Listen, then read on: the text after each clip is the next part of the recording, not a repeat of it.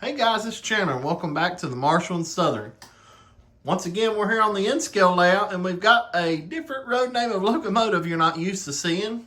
And I'm not used to seeing it either, but this is the all new from Atlas Seaboard Coastline U36B. I had to look at the box and make sure I got that right. I'm not a Seaboard Coastline miler or anything. As you know me, I'm mainly a Southern Railway, Norfolk Southern miler with some other stuff. One thing I love about this hobby is that, you know, and some people will be like, oh, well, you gotta focus on a time era and all this stuff. No, you don't have to. It's your railroad and your rules, however you want to do it. And that's how I do it here on the Marshall and Southern. You know, it's primarily based on Southern Railway, Norfolk Southern stuff. I like to throw in a lot of other stuff as well. You know me, I've got Rio Grande and Southern Pacific and Clinchfield, Lant Coast. I mean, I do a little bit of everything.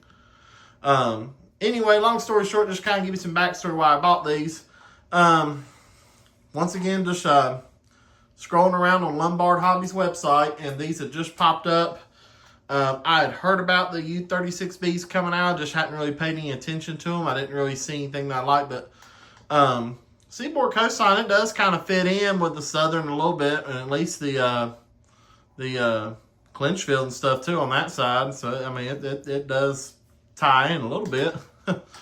But no, I really love these paint schemes, and seeing these, and they actually did 4 different road numbers. So they did 3 road numbers in this black and yellow paint scheme. I only got the 2 that you're seeing here. And then they also did the 1776 bicentennial paint scheme. I might get it later. I don't know. Like I said, I'm not a big Seaboard miler. So the reason I did 2 of these is because I'm going to pair these up on probably a mixed freight train, and just kind of have them as like run through power and like a run through train or something. I think it'll be neat, especially for videos and stuff, and they look good, and boy, I'm glad I bought them, and because they sound good and they run good too. They are not fully broken in yet, but I have been running back and forth a little bit, just going through the different sounds. I love these old U-boat, old GE type diesels. If you've been following the Marshall and Southern for a while, you've seen I've got several Southern ones in N-scale. I've got a Conrail, the U23 or something B. I've got a Family Lines paint scheme. I'm looking around the display case to see which ones are in there. I got several of these U-boat diesels, and Atlas, they do a really good job on them. And I've been up in the air, though, with some Atlas models recently. And this is not bashing Atlas by no means, but just miler to miler. I've had several different Atlas locomotives come in over the past probably, I don't know, 3 or 4 months. And some has been decent, and then some of them has been, okay. Some of them has been great, and then some of them has just been terrible. The GP60s, the recent release from Atlas and the Norfolk Southern, those are really good. And I end up getting all 3 road numbers of those because I love those. Those are fantastic. They had a GP38, well, I mean, they still do, a GP38-2 release that come out not too long ago, about a month or so ago. And I actually got 2 Norfolk Southern units from it from Lombard, and they were just missing so much detail on them that I actually ended up sending them back. So that's why you never seen them on here, because I don't own them. I actually sent them back because I was just so displeased with those. But I've been up in there about Atlas models. But one thing I love about Atlas is they do so many different unique locomotives and older locomotives, older paint schemes, especially if you're like an 80s, 90s miler, or even, maybe 70s. Atlas, they really offer a lot of them older locomotives and paint schemes, and their models are really priced very well as well. Especially if you get like these are DCC and Sound with Loc Sound in them. I mean, they're not bad price. I think I picked these up at like right at $200 a piece for both of those. I mean, that's just hard to beat for a brand new model with sound and everything. And another thing I like about them, if you know me, I'm very funny about my handrails, but their handrails on Atlas locomotives are very firm and very solid. I'm a big scale trains guy, and that's one thing that I kind of diss on scale trains a little bit is sometimes their handrails will be very flimsy, and that's like the first thing to break on them. I'm just funny about that stuff. I like them to be neat and perfect. I don't like one broke. But these on Atlas locomotives, they're very solid, they're very firm, and they stay in place, and I never have problems with those popping off. So anyway, all that ranting. But let's go ahead and get into this locomotive review. So like I said, this is the U36B.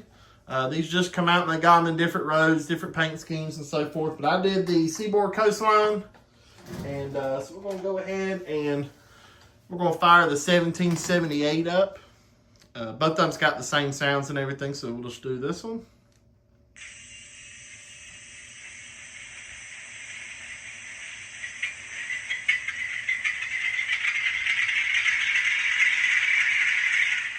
Just something about that old G chug just coming in life. And then when they're running, especially like when they're notched up with a train behind, man, they sound good. Okay, so there you go. Got your front headlights and number boards are lit. Now, like I said, I'm not a big Seaboard Coastline modeler, and so I don't know a whole lot of history. I'm not exactly sure what horn these are supposed to have, prototypically. I tried to do some YouTube research earlier to like see if I could find like a video of one running and hear a horn or something to kind of, you know, I always do that with a lot of my other models so that I know what horn to put with it from the sound file. And I couldn't find anything, but man, the horn that is already programmed on these straight out of the box sounds really good. So like I said, I don't know if this is the correct. So if you're a Seaboard modeler, you know some Seaboard Coastline, you know, if you're, you know, into that stuff, comment if you know what horn these should have. But the horn that's already programmed sounds really good. Let's give it a listen.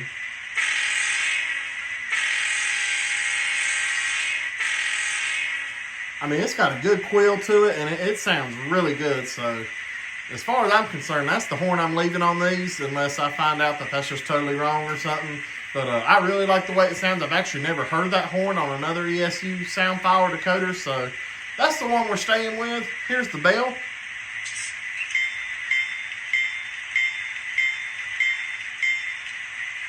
go ahead and get into speed step 1. Like I said, these are not fully broken in yet.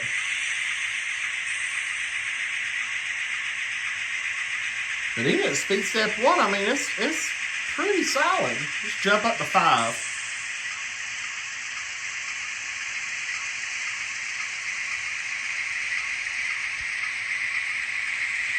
And I hope you guys like where I'm doing my review videos right here in Thomasville scene right here. Just easy and it looks good.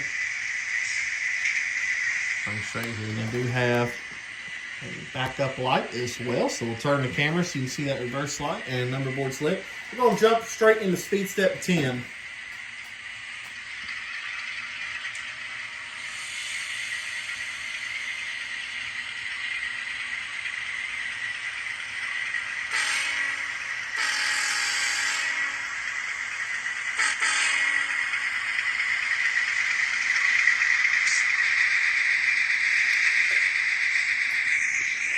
Back around, we're going to pull it right back up here in the frame beside the other.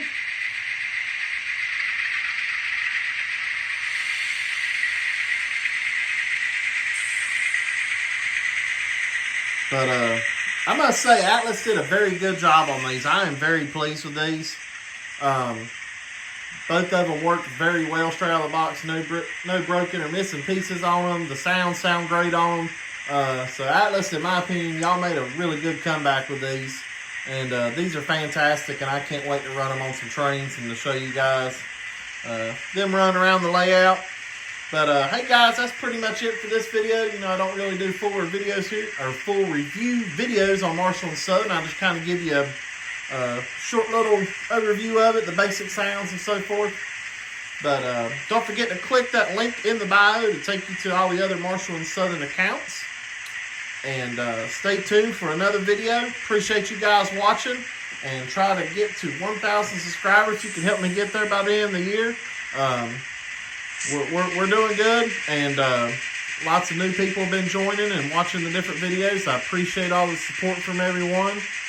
So just help me, like I said, if you can help me get that 1,000 subscribers by the end of the year, man, that would be, I appreciate all the support already, because this is mind blowing. My wife actually asked me the other night, when did your YouTube channel start? And I was like, about 2 years ago, but I wasn't very serious about it until about 7 or 8 months ago when I started getting pretty serious about putting videos.